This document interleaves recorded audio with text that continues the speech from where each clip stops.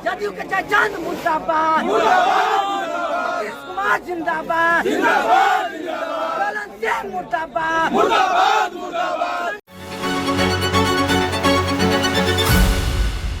नीतीश कुमार अपने बेटे निशांत कुमार को सारी बागडोर दे रहे हैं, लेकिन जेडीयू के अंदर और बाहर उनके लिए चुनौती गंभीर है। आइए जानते हैं कैसे।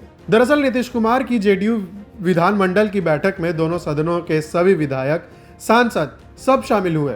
नीतीश कुमार ने सबको अपने फैसले से अवगत कराया, ये भी बताया कि ये निर्णय उनके लिए क्यों लिया है और ये भी बताया कि अब उनका फैसला भी नहीं बदलेगा। वहां मौजूद सभी नेताओं ने नीतीश कुमार से अपना फैसला बदलने का आग्रह भी किया, लेकिन उन्होंने मना कर दिया। साथ ही ये भी तय हुआ कि निशांत कुमार जेडीयू की सदस्यता लेंगे और पार्टी के नेतृत्व के लिए उनको तैयार किया जाएगा। उन्होंने कहा कि निशांत कुमार जेडीयू की सदस्यता लेने के बाद पूरे बिहार का दौरा करेंगे और राज्य को समझने की कोशिश करेंगे। अब जरा निशांत कुमार के बारे में बता दें, उनके बारे में जानना जरूरी है, क्योंकि वो कभी राजनीति में नहीं रहे और न ही पर्दे के पीछे से नीतीश कुमार के लिए काम किया। जैसे कई लोग होते हैं जो चुनाव प्रबंधन या मीडिया प्रबंधन या फिर चुनाव के डेटा से संबंधित काम करते हैं, वैसा कुछ भी निशांत कुमार के लिए कभी किसी ने न सुना है और न ही देखा है। आपको बता दें कि नीतीश कुमार के बेटे निशांत कुमार की पैदाइश 1975 की है, यानी वो अभी 51 साल के हैं। बीआईटी मेसरा से वो सॉफ्टवेयर इंजीनियरिंग की उन्होंने पढ़ाई की है। इसके बाद थोड़े दिनों के लिए मुंबई भी रहे हैं, फिर 2016 से पटना में भी रहे हैं। निशांत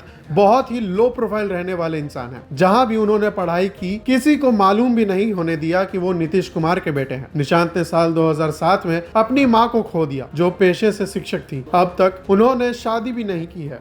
अब निशांत कुमार के ऊपर जेडीयू को संभालने और आगे ले जाने की जिम्मेदारी है। पार्टी को एकजुट रखने की भी जिम्मेदारी आ गई है। मगर दिक्कत यह है कि अन्य क्षेत्रीय दल के नेता की तरह नीतीश कुमार ने अपने सक्रिय राजनीतिक काल में निशांत को एक नेता के तौर पर स्थापित नहीं किया। अगर दूसरे क्षेत्रीय दलों की बात करें तो मुलायम सिंह ने खुद के रहते हुए अखिलेश को मुख्यमंत्री बना दिया था। लालू यादव ने तेजस्वी यादव और तेज प्रताप को नीतीश कुमार की कैबिनेट में उप मुख्यमंत्री बनवा दिया था। रामविलास पासवान ने भी चिराग को सांसद बना दिया था। यही नहीं, ममता बनर्जी ने भी अभिषेक बनर्जी को अपना उत्तराधिकारी घोषित किया हुआ है। शरद पवार का पूरा परिवार राजनीति में है। उनकी बेटी सुप्रिया सुले कई बार सांसद है। यहाँ तक कि रोहित पवार, जो कि उनके भाई के पोते हैं, वो भी विधायक हैं और महाराष्ट्र राजनीति के लिए तैयार है।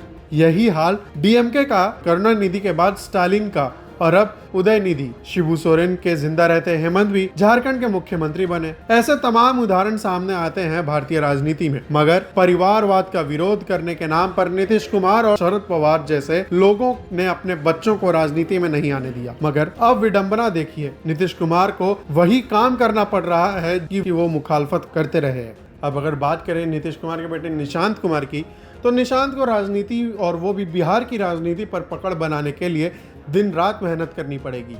उनको राजनीति का कायापन भी सीखना पड़ेगा। केवल सादगी से राजनीति में काम नहीं बनती।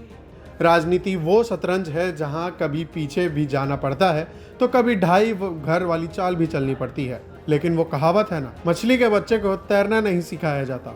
उम्मीद करनी चाहिए कि निशांत कुमार की राजनीतिक शुरुआत भी शानदार रहे, क्योंकि उनको सब कुछ सजा कर दिए जा रही है, जिसे बस अब सहेजना है। अब बाकी ये वक्त ही बताएगा कि निशांत कुमार के नेतृत्व में जेडीयू उभरती है या डूबती है।